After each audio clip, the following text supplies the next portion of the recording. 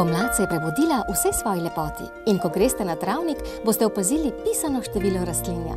Kako radodarna je mati zemlja, se začne kazati prav v tem času. In eden prvih znanilcev in resnično imenovan spomladanska sreča je regrat.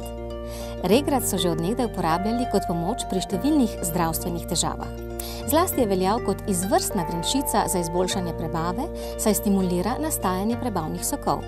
Zanimivo je, da njegova rumena barva po čakrnem sistemu človekovega telesa domuje prav na področju tretje čakre ali na solarnem pleksusu, ki se nahaja na področju trebuha.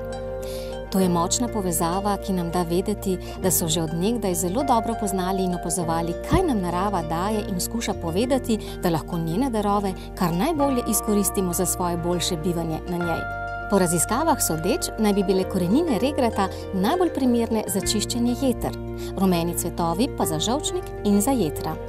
Rastlina spodbuja jetra, da se očistijo in pomaga pri prebavi maščob s spodbujanjem delovanja žolča.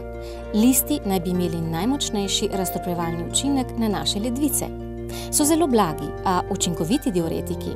Ker regrat nežno pomaga telesu pri odstranjevanju toksinov skozi jetra in ledvice, se ga tradicionalno uporablja pri revmatizmu, ki ga pogosto spremlja nastajanje odpadnih kislin v krvi, razvijajo se lahko tudi težave s kožo.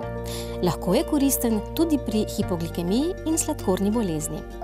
In še zanimivost, ker je njegova esenca moška, vlada mu planet sreče Jupiter in njegove besede ne presenečajo. Ob meni te ni ničesar strah. Vse je urejeno. Torej, če ga boste imeli ob sebi, bo za vse poskrbljeno.